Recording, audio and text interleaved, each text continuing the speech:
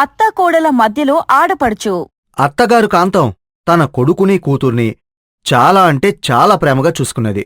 సాధారణంగా ఆడపిల్లలకి తండ్రే ఫేవరెట్ అవుతాడు. కాని కాంతం కూతురు శృతికి మాత్రం తన తల్లంటేనే చాలా ఇష్టం. ఎందుకంటే కాంతంలాంటి మృదు స్వభావి కాస్త గట్టిగా కూడా పిల్లలతో మాట్లాడదు కనుక. అలా ఏళ్లు గడిచిపోయాయి. కాంతం తన కొడుకు రాహుల్కి ప్రియా అనే చక్కటి పిల్లని చూసి పెళ్లి జరిపించింది. చూడమ్మా కోడలా, నువ్వు నా ఇంటికి మరో ఆడకూతురు అనుకో, చక్కగా సంతోషంగా ఉండిక్కడ. అంతేకాని నేనేదో అత్తని నీమీద పెత్తనం చేస్తాను అని భయపడకు. నేను అలాంటి అత్తని కాదు. ఆ విషయం నాకు మీరు పెళ్లి చూపులకొచ్చినప్పుడు నాతో మాట్లాడారు కదత్తయ్యా, అప్పుడే అర్థమైందత్తయ్యా. అందుకే ఈ సంబంధమే ఖాయమవ్వాలని దేవుణ్ణి చాలా మొక్కులు మొక్కాను. భలేదానివి. అలా అయితే ఆ మొక్కులేంటో చెప్పు తల్లి, వీలు చూసుకొని తీర్చేద్దాం అంటూ చాలా సరదాగా కోడలతో మాట్లాడింది. ఇదంతా దూరంగా ఉన్న ఆడపడుచు శృతి కంట్లో పడింది. అప్పుడు ఆమె మనసులో, ఇదేంటి, మా అమ్మకి కోడలొచ్చాక అత్తవుతుంది అనుకుంటే కోడలికి కూడా తల్లే అవుతానంటుంది. ఇలా అయితే మా అమ్మ ప్రేమకి మా వదిన కూడా పోటీ వస్తుందే రేపు. అలా జరగటానికి వీల్లేదు. మా అమ్మకి కాని ఈ ఇంటికి కాని నేనొక్కదాన్నే ఆడకూతుర్ని. మా వదిన ఈ ఇంటికి కోడలు, అంతే అంటూ తనలో కలిగిన ఈర్ష్య కొద్దీ తన వదిన తన తల్లికి దగ్గర అవ్వకూడదు అని తప్పుగా ఆలోచించడం మొదలుపెట్టింది. అందుకే ఒకరోజు తన తల్లి కాంతం దగ్గరికి వెళ్లిన ఆడపడుచు, అమ్మా, అన్నయ్యకి పెళ్ళైపోయింది కదా, వదిన కూడా మనింటి కాపురానికొచ్చి 6 నెలలు దాటిపోయింది. ఇప్పుడు తాను కూడా ఈ ఇంటి బాధ్యతలు తీసుకోవాలి కదా. మరి అవేంటో వదినకి నువ్వే నేర్పాలి కాని ఆమెని కూడా పక్కకి కూర్చోబెట్టి నువ్వన్ని పనులు చేస్తూ ఉంటావేంటి? తనేదో కూతుర్లాగా. చూడవే అమ్మాయి, ఆ పిల్ల కూడా కూతురే కదే నాకు. తను కడుపులో పుట్టకపోయినా రేపో మాపో నువ్వు పెళ్లి చేసుకొని వెళ్ళిపోయాక ఈ ఇంట్లో నీ స్థానంలో సందడి చేయాల్సిన పిల్ల ఆ పిల్లే కదా. అంటే ఈ ఇంట్లో నేను తాను ఒకటేనా అమ్మా? లేదే, అలా ఆలోచిస్తే నీకన్నా నాకు నా కోడలే ఎక్కువ తెలుసా. మా అత్తగారు నన్ను నమ్మి అప్పజెప్పిన బాధ్యతలన్నీ నేనెలా నెరవేర్చుకుంటూ వస్తున్నాను, అలాగే నా తర్వాత మీ నాన్న వంశం నిలబెట్టే బాధ్యత మీ వదినదే కదా. కాబట్టి ఏ ఆడపిల్లకైనా పుట్టింటి బాధ్యత కొంతకాలమేనే, కాని అత్తారింటి బాధ్యత జీవితకాలం ఉంటుంది. అలాంటప్పుడు కూతురికన్నా కోడలు కాస్త ఎక్కువే అనుకుంటే తప్పేముంది చెప్పు అంటూ తన తరహాలో తను చెప్పుకుంటూ పోతూ ఉంటే ఈ ఉడుకుమూతు ఆడపడుచుకు మాత్రం తన ఇంట్లో తనకన్నా నిన్నకాక మొన్న కోడలుగా వచ్చిన తన వదినకే ఎక్కువ ప్రాధాన్యం ఉందన్నమాట విన్నాక చాలా బాధ అనిపించింది. అందుకే ఆ రోజు నుండి ఏదో ఒకలాగా తన తల్లికి తన వదిన కూతురు అనే భావనని పోగొట్టి ఆమె కోడలే అనే భావనని కలిగించడానికి చాలా ప్రయత్నాలు చేయసాగింది. కాని కాంతంగ మాత్రం ఎవర్ని ఎలా చూడాలో తెలిసినందువల్ల కూతురు ప్రయత్నాలన్నీ విఫలం అయిపోయాయి. ఇదిలా ఉంటే తన ఆడబడుచు కావాలనే తన అత్తగారికి తనకి దూరం పెంచాలని చూస్తున్న సంగతి కొత్త కోడలు ప్రియా కనిపెట్టేసింది. ఏంటి, ఈ ఆడపడుచు ఇలా బిహేవ్ చేస్తుంది? నా అత్తగారు నన్ను ప్రేమగా చూసుకుంటే తనకేంటి ప్రాబ్లం? ఎప్పుడు ఏదో ఒకలాగా అత్తయ్యని నా మీదికి రెచ్చగొట్టాలని చూస్తుంది. ఇలాగే ఊరుకుంటే తల్లిలా చూసుకునే నా అత్తని నాకు నిజంగానే అత్తగారిలా మార్చేసింది ఈ పిల్ల. అందుకే ఎలాగో తనకి పెళ్లి సంబంధాలు చూస్తున్నారు కనుక మన వాళ్లలో ఏదో ఒక సంబంధం చూసి ఈ పిల్లని అత్తారింటికి తోలేయాలి. లేదంటే నా కాపురం డిస్టర్బ్ చేసినా చేస్తుంది అనుకుని ఆ కొత్త కోడలు కూడా తన ఆడపడుచుని ఆ ఇంటి నుండి అత్తారింటికి తరిమేయడానికి తన వాళ్లలో సంబంధాలు చూడసాగింది. అందులో ఈ వదినగారి అదృష్టమో ఆడపడుచు అదృష్టమో తెలియదు కాని శృతికి ఒక మంచి సంబంధం దొరికింది. అక్కడ కూడా చక్కటి అత్తగారు ఉంది. కూతురికి ఎప్పుడో పెళ్ళైపోయి విదేశాల్లో ఉంది. ఇప్పుడు తమ కొడుక్కి పెళ్లి చేయాలనుకుంటున్నారు వాళ్ళు. అలాంటి సంబంధం దొరకటంతో కాంతం ఫ్యామిలీ కూడా ఆ అవకాశం చేజార్చుకోలేకపోయారు. అలా ప్రియా అత్తారింటి ఆడపడుచు శృతి కాస్త మరో అత్తగారింటికి కోడలైంది. కోడలుగా వెళ్లిన శృతి మొదట్లో చాలా భయపడింది. కాని ఒకరోజు శృతి అత్తగారు ఆమెతో, చూడమ్మా శృతి, ఈ ఇంటి ఆడపిల్ల మరో ఇంటికి కోడలుగా వెళ్ళిపోయాక ఈ ఇల్లు ఆడపిల్ల సందడి లేక బోసిపోయిందమ్మా. ఇప్పుడు నువ్వు కోడలిగా ఈ ఇంటికొచ్చావు. ఇక ఆ స్థానం నీదే తల్లి. నన్ను అత్తలా అనుకోకు, మీ అమ్మలాగే అనుకో అని చెప్పటంతో తను ఎంతో అదృష్టవంతురాల్ని అని ఫీలైంది శృతి. ఇక ఆ తర్వాత ఆ అత్తగారి అభిమానం వల్ల తను తన పుట్టింటిని మరిచిపోయింది. అటువైపు ప్రియా అయితే తనకి ఉన్న ఒకే ఒక్క అడ్డంకి తన ఆడబడుచు కనుక ఆమె అత్తగారింటికి వెళ్ళిపోయాక ప్రియా కూడా చాలా హ్యాపీగా ఉంది. అలాంటి సమయంలోనే శృతి ఆడపడుచు 1 ఏడాదిపాటు ఉండటానికి తన పుట్టింటికి వచ్చింది. ఆమె రాకతో తన అత్తగారిలో కొత్త మార్పులు చూడసాగింది. చూడమ్మా శృతి, అమ్మాయి చాలా కాలం తర్వాత ఇంటికొచ్చింది. తనకన్నీ సమయానికి అందకపోతే తనకి కోపం వస్తుంది. ఇప్పుడు నాకున్న హెల్త్ కాంప్లికేషన్స్ వల్ల నేను అన్ని సమయానికి అందించలేను కనుక ఇప్పటినుండి నీ ఆడపడుచుకి ఏ లోటు రాకుండా చూసుకోవాల్సిన బాధ్యత నీదే అని చెప్పేసి వెళ్ళిపోయింది. అంతే. ఆ స్టేట్మెంట్ వినగానే శృతి మనసులో ఒక ఆందోళన, భయం మొదలయ్యాయి. ఏంటిది? నిన్న మొన్నటి వరకు ప్రతి విషయానికి అమ్మ అమ్మ అంటూ కూతుర్లా నన్ను పలకరించే మా అత్తగారు ఇప్పుడు కొత్తగా నన్ను పేరు పెట్టి పిలుస్తుంది. అంటే ఈ ఆడబిడ్డ రాకతో ఆమె దగ్గర నా స్థానం పోయినట్టేనా? ఇన్నాళ్ళు కనీసం వంటగదిలో పనికి సహాయం చేస్తానత్తయ్య అంటే వద్దని మనిషి ఇప్పుడేంటి మొత్తం తన కూతురి సేవలన్నీ నాకే అప్పచెప్పేస్తుంది అంటూ ఏవేవో ఊహించుకుని తనకీ తన అత్తగారికి మధ్య తన ఆడబడుచొచ్చి తమ మధ్య దూరం పెంచేసింది అనుకుంది. అందుకే ఇష్టం లేకపోయినా తన ఆడబడుచుకి అన్ని సేవలు చేసి పెడుతుంది. అలా ఉన్న సమయంలో ఒకసారి శృతి ఆడబడుచు తన వదినతో మాట్లాడుతూ, వదినా, నీతో కాస్త మాట్లాడాలొదినా, ఇలా రావా అని పిలవడంతో ఆ వదినగారు తన ఆడబడుచు దగ్గర కూర్చుంది. ఏంటొదినా, ఇన్ని రోజులు మా అమ్మ నీకు ఈ ఇంట్లో నా స్థానమిచ్చి నిన్ను కోడలిగా కాకుండా కూతుర్లా చూసుకుంటుంటే ఇప్పుడు సడన్ గా నేనొచ్చి నీకు నీ అత్తగారికి మధ్య అడ్డమైపోయాననిపిస్తోందా? అబ్బే, అలా ఏం లేదొదినా. నీకెందుకు అలా అనిపిస్తుంది? ఎందుకంటే నేను కూడా పెళ్ళై అత్తగారింటికెళ్ళిన కొత్తలో నాక్కూడా అలానే ఉండేది. కాని మా అత్తగారు నన్ను, మా ఆడపడుచుని ఇద్దర్నీ సమానంగా హ్యాండిల్ చేసిన విధానం చూశాకే నాకు ధైర్యం వచ్చింది. నీకు నాకే కాదుదినా, ఒక మంచి అత్తగారుండి ఆ ఇంట్లో ఒక్కతే ఆడపడుచున్న ఏ ఆడపిల్లకైనా ఇలాంటి ఫీలింగే ఉండొచ్చు. కాని ఆ భయాలేమీ నిజం కాదుదినా. కోడలిగా మన అత్తారింట్లో ఉన్న స్థానాన్ని ఎవ్వరూ పాడు చేయలేరు. అలాగే కూతురిగా మన పుట్టింట్లో ఉండే స్థానాన్ని కూడా ఎవ్వరూ తీసేయలేరు అని ఇప్పటివరకు తన మనసులో ఉన్న భయానికి తన ఆడపడుచునోట జవాబు రావటం, అది సరైన జవాబే అనిపించడంతో ఆమె కన్విన్స్ అయింది. అందుకే అదే ఆలోచనలో ఉన్న తనకి అప్పుడు తన వదిన ప్రియా విషయం, తన పుట్టింటి విషయం గుర్తొచ్చాయి. అవును, ఇప్పుడు ఈ వదిన చెప్పిందని ప్రకారం చూస్తే మా అమ్మలాంటి మంచి అత్తగారున్నందుకు మా ప్రియా వదిన కూడా నాలాగే పాజిటివ్గా ఫీల్ అయి ఉంటుంది. పైగా అక్కడ అమ్మని ప్రియా వదినకి దూరం చేయటానికి నేను పిచ్చి పిచ్చి పనులు కూడా చేశాను.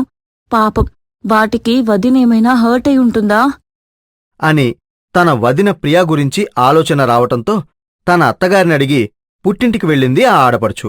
అక్కడికి వెళ్ళాక, ప్రియా వదినా, ఐఎమ్ సారీ. నేను అనవసరంగా ఏదేదో ఊహించుకొని నీకు అమ్మకి మధ్య దూరం తేవాలనుకున్నాను. కాని మా అత్తారింట్లో మా ఆడపడుచు వచ్చాక కానీ నాకు అర్థం కాలేదు. ఆడపడుచు తొందరపాటు పడితే ఆ కోడలికి ఎంత ఇబ్బందనిపిస్తుందో. నువ్వన్నది నిజమే వదినా, కాని ఇందులో నాది కూడా కొంచెం ఇమ్మెచ్యూరిటీ ఉంది. ఆడపడుచన్నాక అత్తగారింటికి యువరాణి.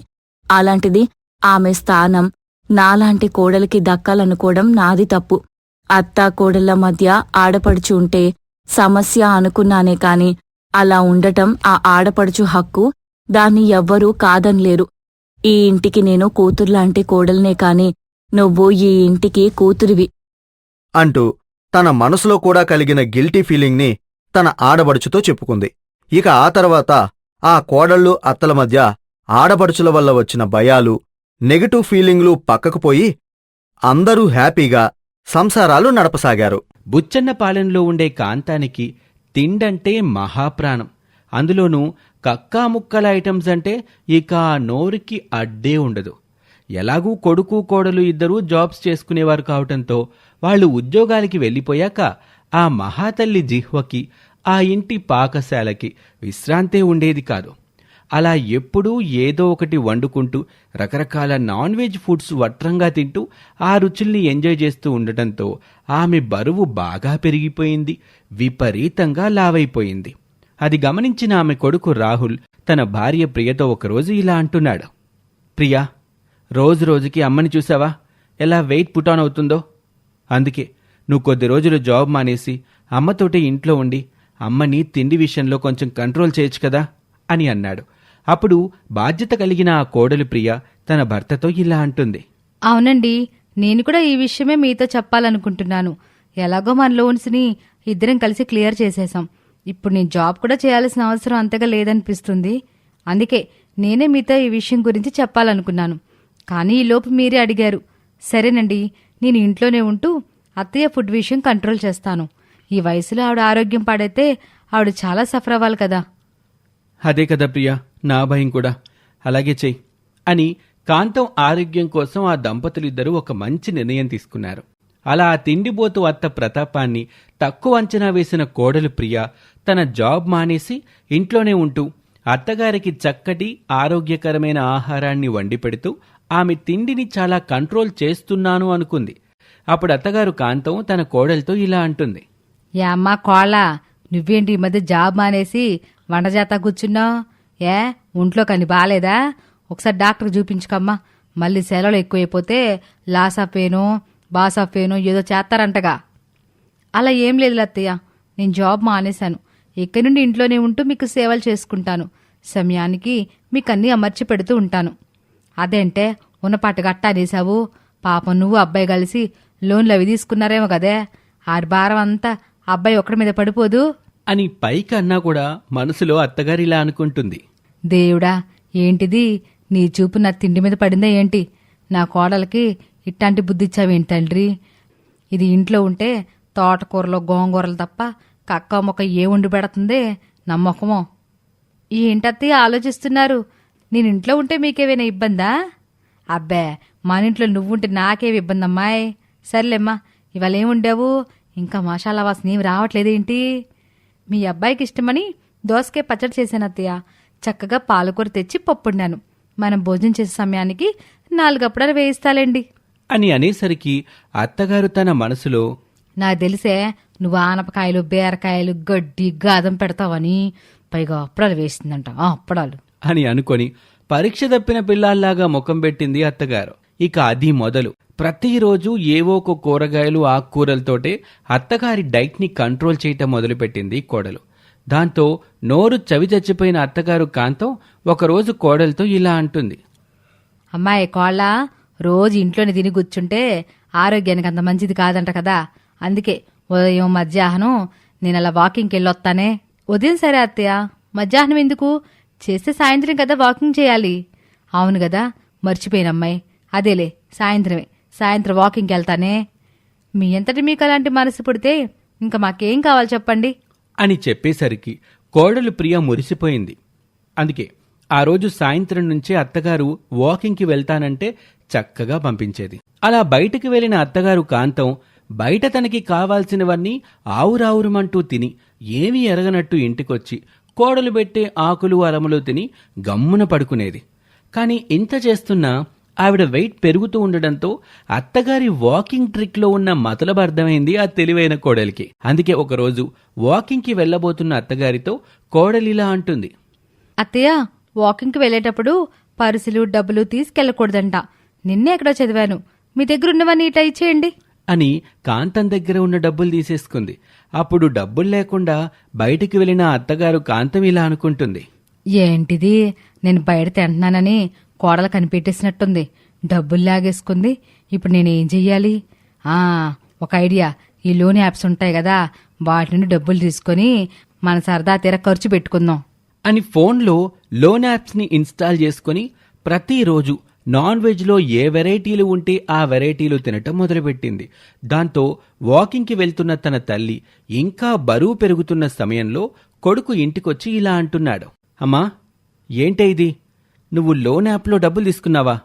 నెల రోజుల్లో 1,00,000 రూపాయలు తీసుకున్నావంట. ఆ డబ్బులని ఏం చేసావే? అదే మరే, మీరు రోజు బయటికి పోయాక నేను నీచు కూరలు అనుకుని చక్కగా తినేదాన్నిరా. ఈ మధ్య కోడలు ఇంట్లోనే ఉండి ఆకులు అలమలు పెడుతుందని నేను బయట నాకు నచ్చిన తింటున్నాను. కానీ కోళ్ళకు అనుమానం వచ్చిందో ఏం పాడో, డబ్బులేమో నా దగ్గర ఉండనివ్వట్లేదు. అందుకే అందుకు ₹1,00,000, అది కూడా నెల రోజుల్లో తినేయటమేంటే? నువ్వొక్కదానివే తిన్నావా లేకపోతే ఊరందరికీ తినిపించావా? అంటే అది అది అసలు ఇదంతా ఆ లోన్ ఇస్తానని ఫోన్ చేసిన పిల్ల చేసిందిరా.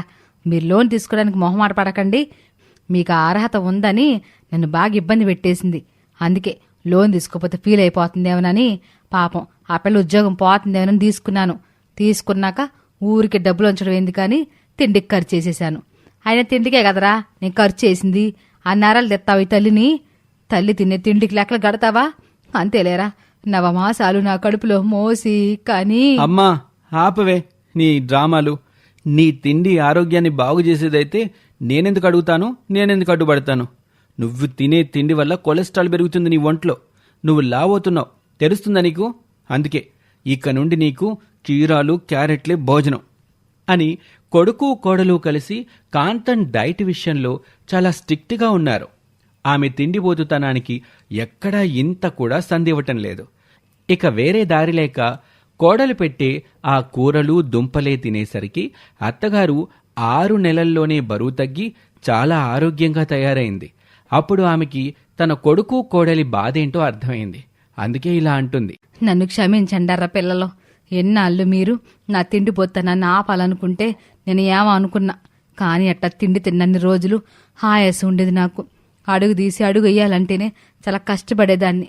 నిలబడలేక కూర్చోలేక ఇబ్బంది పడ్డా. కానీ ఇప్పుడు బరువు తగ్గాక తేలిగ్గా ఉందిరా ఒళ్ళంతా. ఇక నుండి మీ మాటే వింటాన్రా అని ఇక ఆనాటి నుండి కొడుకు కోడలి మాట ప్రకారమే తన తిండిబోతుతనానికి పూర్తిగా మంగళం పాడేసి చక్కగా ఫిట్గా తయారైంది ఆ అత్తగారు. తిండిబోతుతనాన్ని వదిలేసిన కాంతం ఇప్పుడు ఆరోగ్యంగా ఉంది. ఇది ఇవాల్టి కథ. మరొక ఆసక్తికర కథలో మళ్ళీ కలుద్దాం. అంతవరకు సెలవు, నమస్తే.